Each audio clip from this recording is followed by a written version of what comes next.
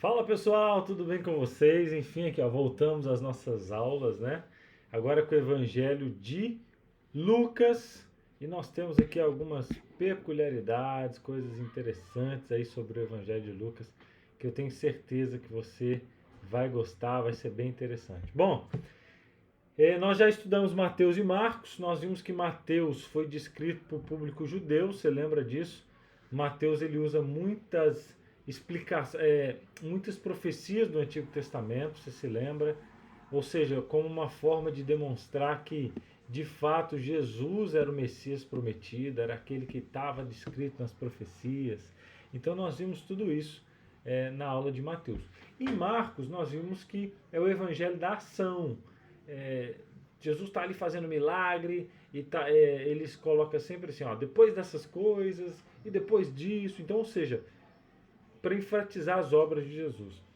E Lucas é muito interessante. Eu confesso que é um dos evangelhos que eu mais gosto, se não o que eu mais gosto, porque Lucas ele é um pesquisador, ele ele tenta escrever o livro, nós vamos ver o objetivo, para mostrar que Jesus de fato era Deus, principalmente ele escreve para o povo que não era judeu também, provavelmente para os gentios, né? Aquele povo que não era judeu, que tinha fala grega, então que já era helenizado por conta do costume que os gregos haviam já implementado em várias nações. E aí, Lucas escreve para esse público e a pessoa de Jesus é vista como um conquistador poderoso e também um servo. Nós vamos ver com mais detalhes. Falando nisso, pega sua Bíblia aí, a minha está aqui. Muita gente me pergunta lá no Instagram que Bíblia que eu gosto de usar. Gente, eu gosto de usar essa Bíblia aqui, ó. Bíblia Andrews, está aí na sua caixinha. Ela tem assim uma parte histórica, ó, de cada livro e ela tem comentários de rodapé. Vamos ver se dá para dar uma olhada aqui. Depois eu mostro lá no Instagram. Mas ela tem aqui, ó, para vocês terem uma ideia. Aqui até aqui assim, ó, é texto. Daqui para baixo é nota de rodapé. Então, é muito interessante. Eu recomendo aí essa Bíblia. Não ganho nada com isso, mas ganha a alegria de saber que você vai estar estudando com uma Bíblia confiável, tá bom? Não que as outras não sejam, mas é, os comentários dessa aqui são muito bons. Bom, João, nós vamos estudar mais à frente. Ele fala mais para a igreja, tá bom? Bom, diante disso, eu não sei se você já fez a sua oração, quero orar contigo. Senhor nosso Deus, que teu Espírito Santo possa nos iluminar, nos dar sabedoria para entender esse maravilhoso livro em nome de Jesus. Amém. Bom, vamos falar um pouquinho sobre Lucas, a introdução. Dos 4 evangelistas, ele é o que dá relato mais completo da vida de Jesus. Abra a tua Bíblia aí já em Lucas, que a gente vai perceber um negócio bem interessante. Vamos ler os 4 versos que já vai te dar uma visão legal. Ó, visto que muitos houve que empreenderam uma narração coordenada dos fatos que entre nós se realizavam, ou seja, nós, ele também estava, né? Conforme nos transmitiram, e os que desde o princípio foram testemunhas oculares e ministros da palavra, ou seja, Lucas está aqui falando, ou o que ele vai falar também tem a ver com essas testemunhas oculares, ou seja, ele pegou de fonte confiável, de gente que andou com Jesus. Igualmente a mim me pareceu, depois de acurada investigação de tudo de sua origem, dar-se por escrito, excelentíssimo Teófilo, uma exposição em ordem para que tenhas plena certeza das verdades que foste instruído. Então, só nesses 4 versículos, a gente já tem assim, um panorama do que é o livro de Lucas. Olha que legal. Primeiro, nós percebemos que ele fala que já várias coisas haviam sido escritas sobre Jesus, né? Ele coloca ó, várias coisas, vários transmitiram desde o princípio, tal. Aí ele fala, verso 2, as testemunhas oculares, ministro da palavra, então ele está falando dos apóstolos, né, dos discípulos. E ele fala, igualmente a mim, ou seja, eu também tive vontade de fazer uma pesquisa acurada, ou seja, uma pesquisa profunda, para poder explicar o que de fato ocorreu e quem foi de fato Jesus e se realmente ele era o que dizem que era, né? E aí ele escreve para excelentíssimo Teófilo. Nós vamos falar um pouquinho sobre Teófilo mais à frente, mas eu posso já adiantar aqui que Teófilo é um nome que significa amigo de Deus, tá bom? E esse amigo de Deus, nós não sabemos, ele não aparece mais no Novo Testamento, só aqui em Atos também, porque a gente entende que o mesmo autor de Lucas é autor do livro de Atos. Quando você vai lá em Atos, quer ver, ó? Vai lá para Atos capítulo 1. Olha que é a mesma introdução no verso 1, ó, Atos 1. Escrevi o primeiro livro, ó Teófilo, relatando as coisas que Jesus começou a fazer e ensinar, até o dia que, depois de haver dado os mandamentos por intermédio do Espírito Santo aos apóstolos que escolhera, foi elevado às alturas. Então, de novo, é para Teófilo. E é um livro, se você for olhar, é um livro bem feito, é um livro grande. Então, certamente, para Lucas ter esse trabalho de escrever para uma pessoa, não era assim, eu vou escrever só para o Teófilo. O que os estudiosos acreditam é que Teófilo era alguém que já conhecia a fé cristã, por ser chamado de excelentíssimo, possivelmente era alguém que tinha assim, recursos e possivelmente ele estava bancando Lucas para poder escrever e fazer essas pesquisas e tal, e fazer esse livro, né? É como se fosse um patrocinador do livro que estaria sendo escrito, claro, inspirado pelo Espírito Santo. Vamos lá, a gente vai falar um pouquinho mais sobre isso. Lucas fala sobre Jesus como homem divino, o segundo tópico aqui da nossa tela. E ele destina os evangelhos aos gentios, como eu disse, é o povo de fala grega, para comunicar que agora a salvação dos gentios havia chegado. Lucas alarga a visão do plano redentor de Deus. Vocês vão entender por que ele fala muito para os gentios. É muito legal isso. O Espírito de Deus leva o médico amado Lucas a apresentar o Senhor Jesus como um homem perfeito.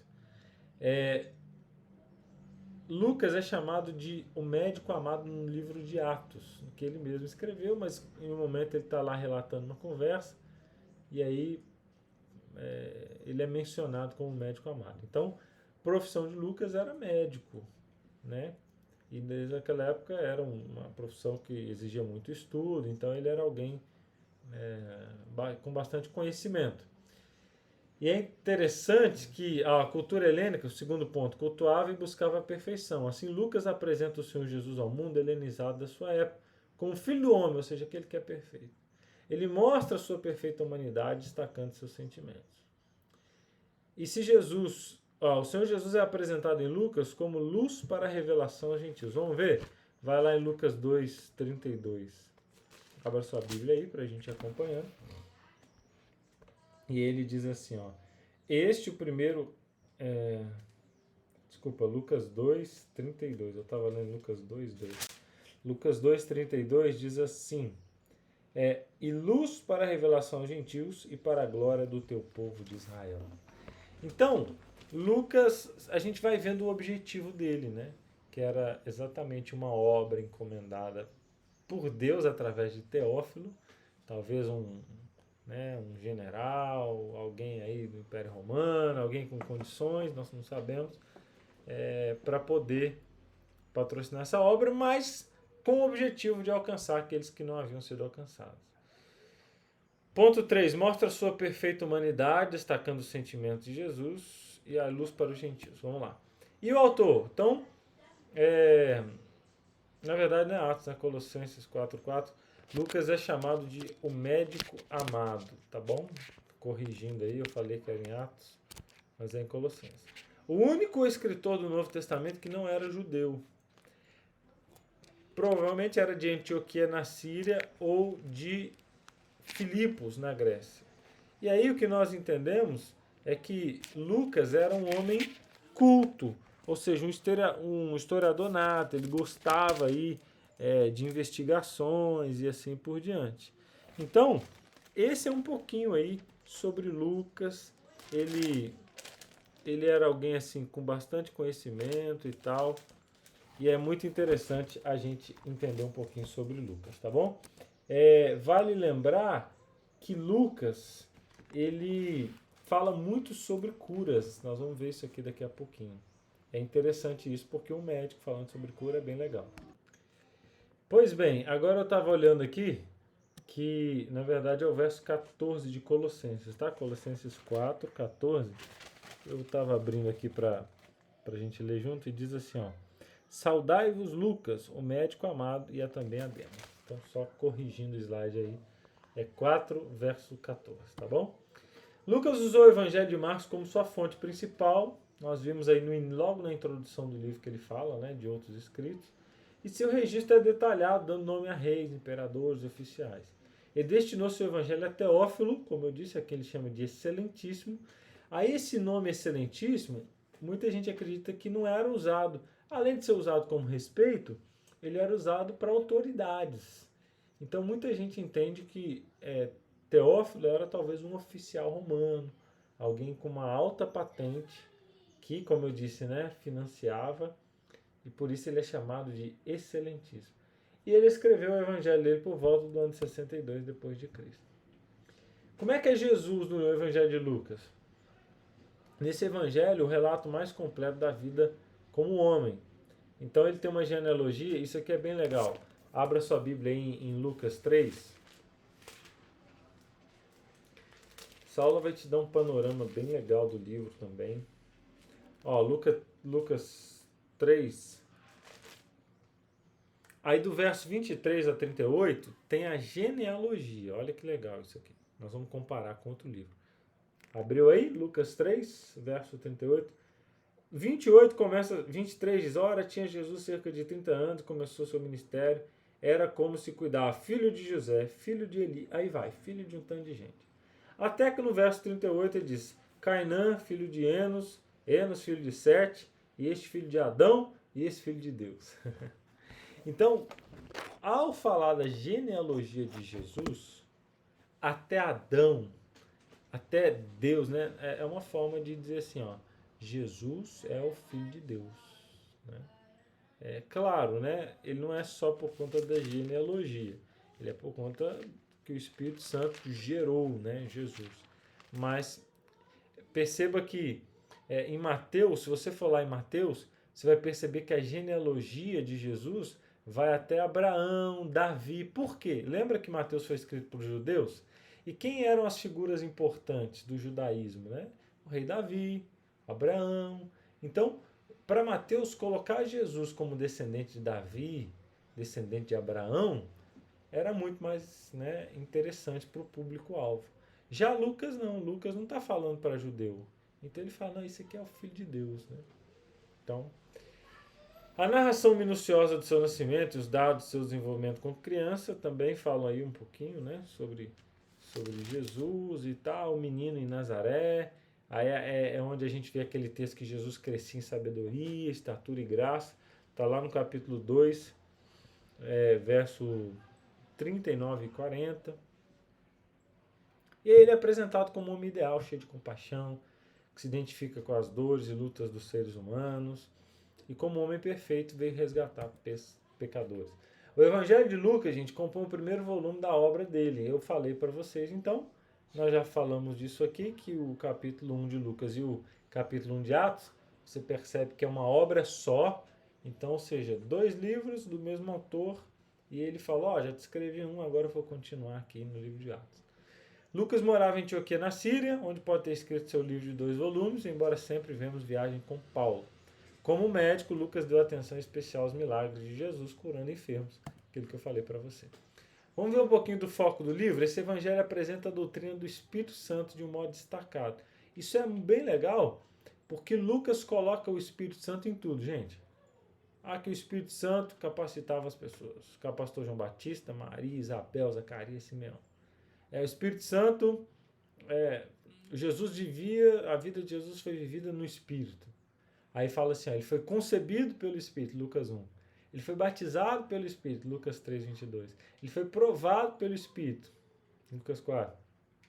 Capacitado pelo Espírito, animado pelo Espírito, prometeu aos discípulos vinda no Espírito, a fim de que pudesse testemunhar. Então, o Evangelho de Lucas, ele fala assim com muita autoridade, com muita frequência no Espírito Santo. Bonito isso, né? Legal isso, não sei se você já tinha percebido esse detalhe.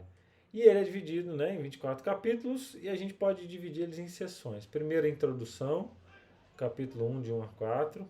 Aí depois do versículo 5, a vinda, é o advento do homem divino, né, o nascimento de Jesus e seus eventos extraordinários, até mais ou menos aí no capítulo 4, verso 13. Até aí, Jesus ele nasceu, ele foi tentado, ele foi esperado, ele foi adorado no ventre, Simeão cantou, então, ou seja, mostrou que foi um nascimento e uma infância, não é de qualquer criança, era um ser divino ali.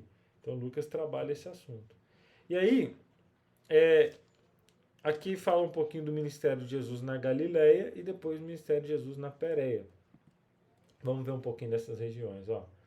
De amarelinho aí, Galileia, e depois na Pérea. E Lucas ele dividiu isso aí, ó, do capítulo 4 ao 9 na Galileia e de 9 a 19 na Pérea. Interessante, né? Como Lucas é organizado. Por isso que eu te falei, eu gosto muito do livro de Lucas, que é um livro assim muito organizado, de um homem culto, né?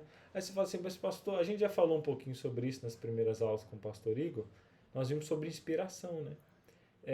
O fato de cada autor escrever em um estilo não significa que eles não foram inspirados por Deus.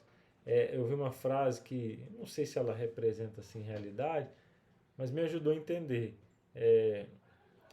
É a linguagem divina no sotaque humano.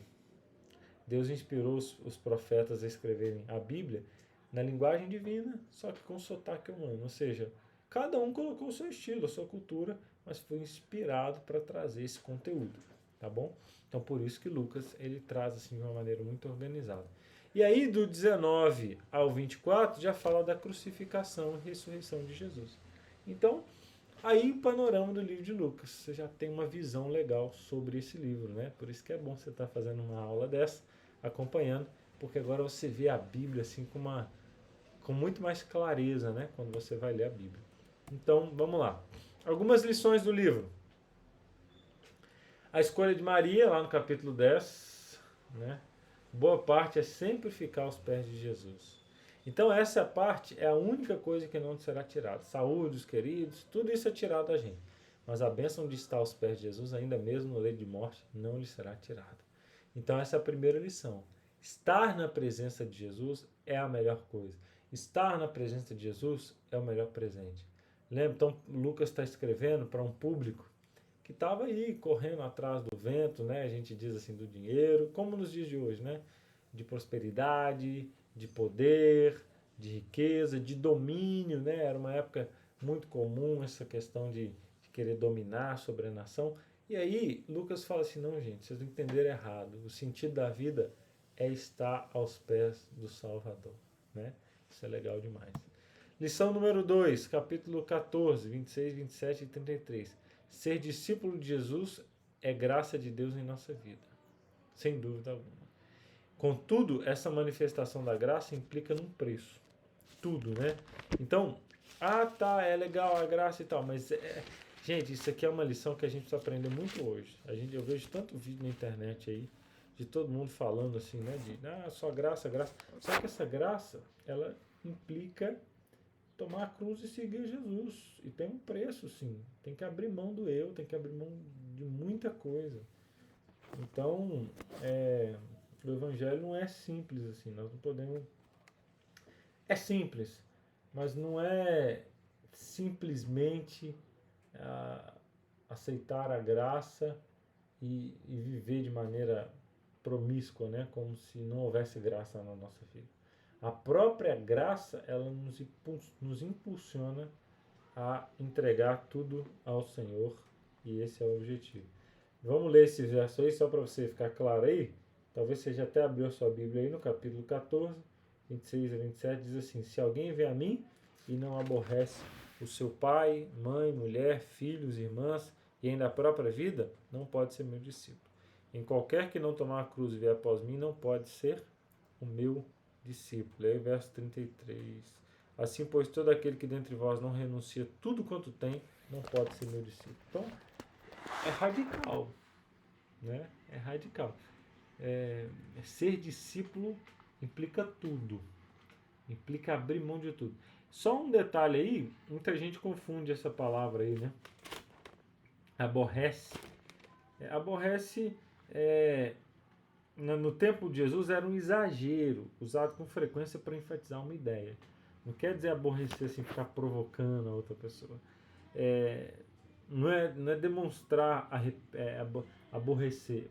Aborrecer significa colocar Jesus em primeiro lugar. Entendeu? Não quer dizer que você vai ser mal com as outras pessoas, desprezar a família, não é isso. Mas é colocar Jesus em primeiro lugar. E aí a Bíblia tem essa expressão. Então a gente tem falado muito, principalmente lá no Instagram, sobre expressões.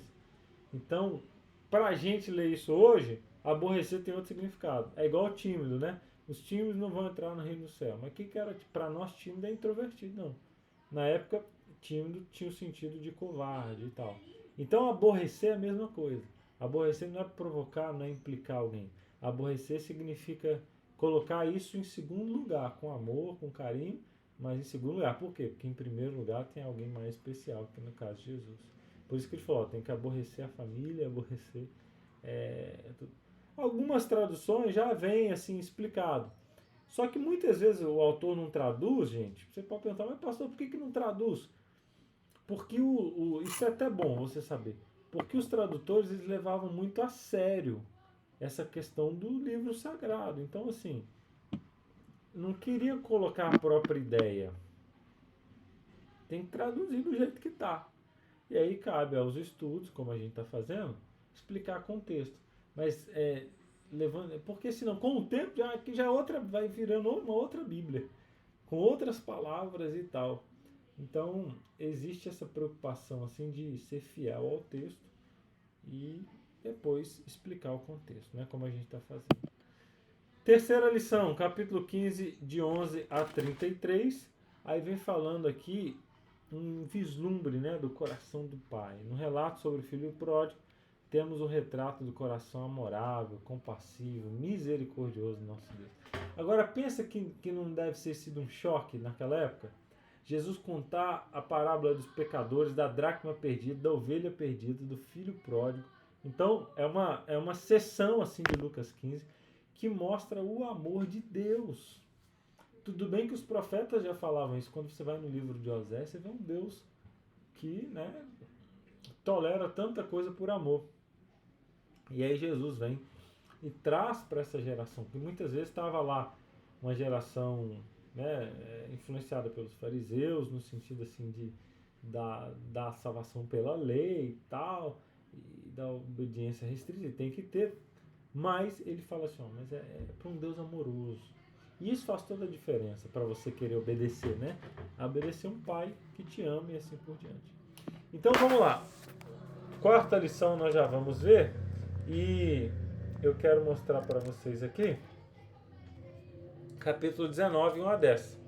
Aqui nós temos o testemunho. Eu gosto demais dessa história. De Zaqueu.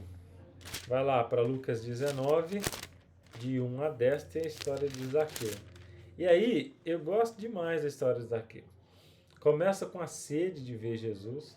É interessante que Zaqueu não queria tocar em Jesus, ele não queria falar com Jesus, ele só queria ver. Tem a gente pensa, mas quem era Zaqueu? Ele era maioral dos publicanos. Eu não lembro se a gente já falou em uma aula, o que era o publicano? Cobrador de impostos. O Império Romano dominava e mandava alguns compatriotas, alguns judeus, cobrarem impostos. Só que como é que funcionava a cobrança de impostos?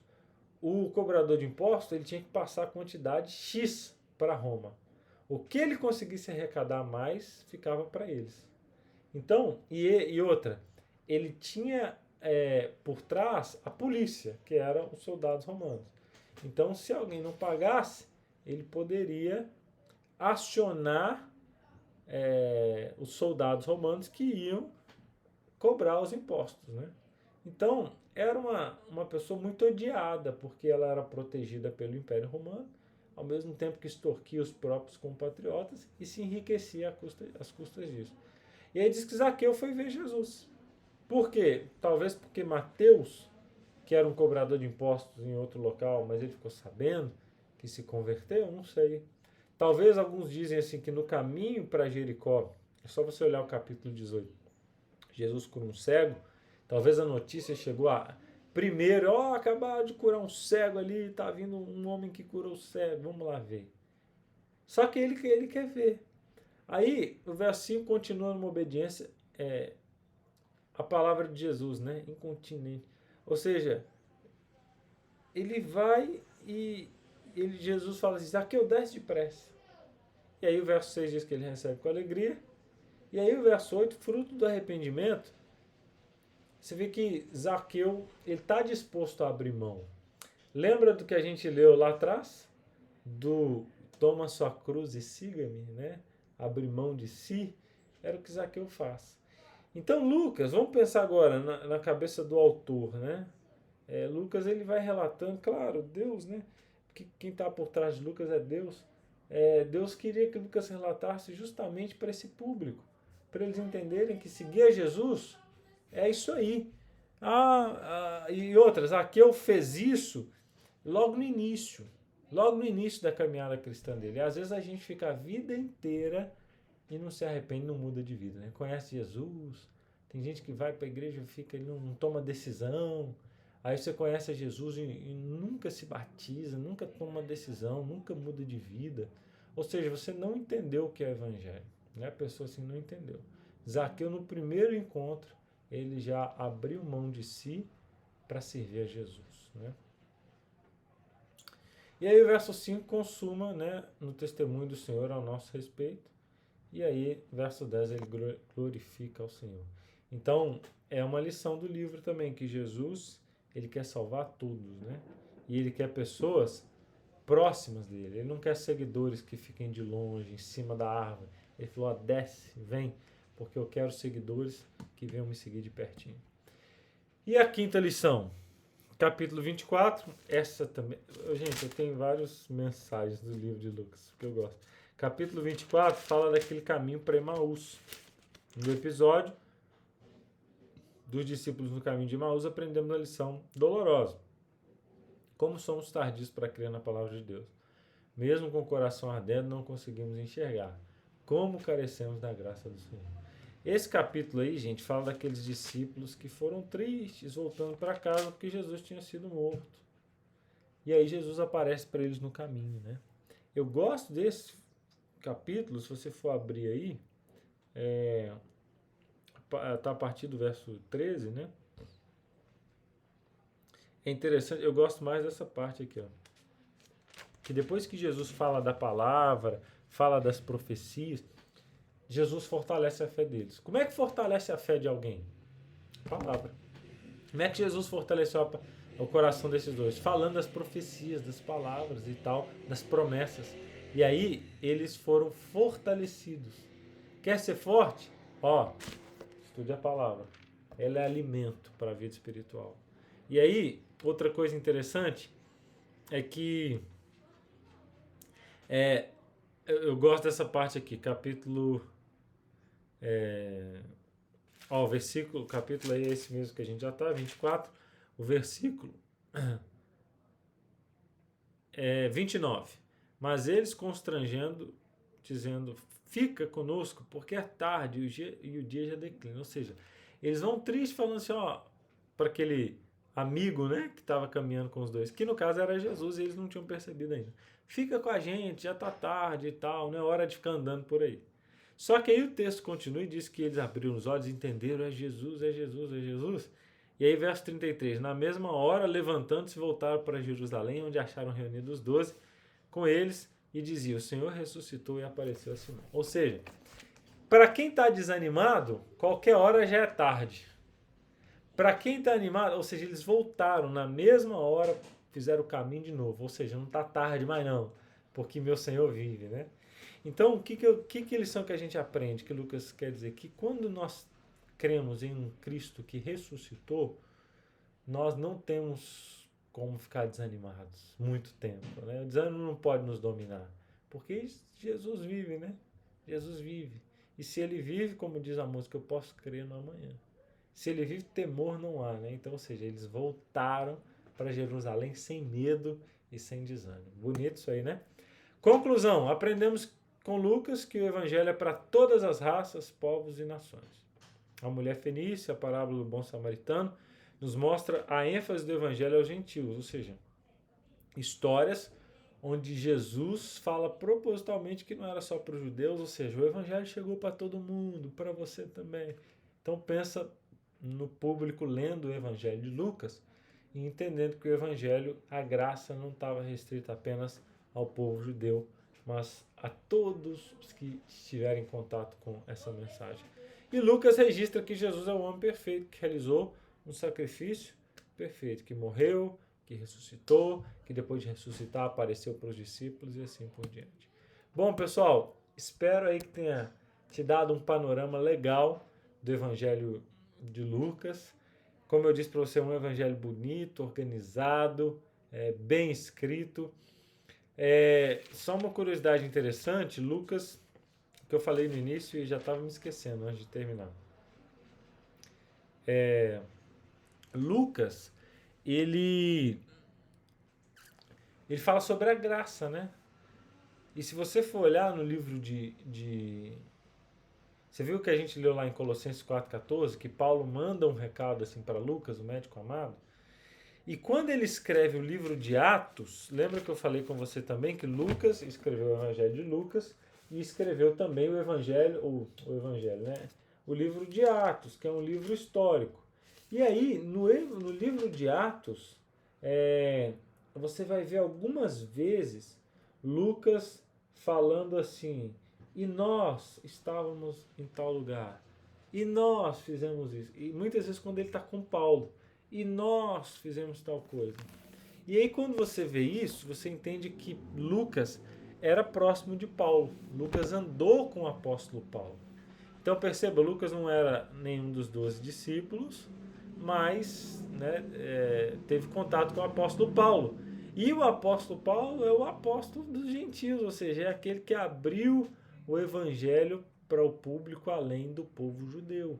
Né? Você vê as cartas de Paulo, que a gente vai ter um momento que nós vamos estudar aqui no nosso curso, é uma carta que fala sobre gentios. Então, eu quero que você entenda que Lucas tinha essa visão, ele partilhava dessa visão, que o evangelho havia chegado para todos. Boa notícia, né? Para mim e para você. Significa que o evangelho está disponível para mim e para você também, e que hoje nós podemos reafirmar o nosso coração que pertence ao Senhor Jesus e a Ele nós entregamos a nossa vida, né? Nós abrimos mão de nós mesmos para seguir esse Senhor Jesus. Eu não sei se você tem passado por isso, né? Tem aberto mão de muitas coisas, mas saiba que é isso mesmo, isso é o Evangelho. E Jesus fica feliz, porque a graça te alcançou e você aceitou o Evangelho. Você talvez até perca algumas oportunidades, né, do mundo, mas saiba que a recompensa é muito maior, viver aos pés de Jesus, né? Como nós vimos, a melhor parte é essa, e essa não lhe será tirada, de estar aos pés do Salvador. Que Deus abençoe você, que você possa, né, estudar esse livro aí a fundo e nos preparamos, porque a próxima aula a gente vai falar sobre o Evangelho de João, terminando assim as aulas a matéria, né, dos evangelhos. Que Deus te abençoe e até a próxima.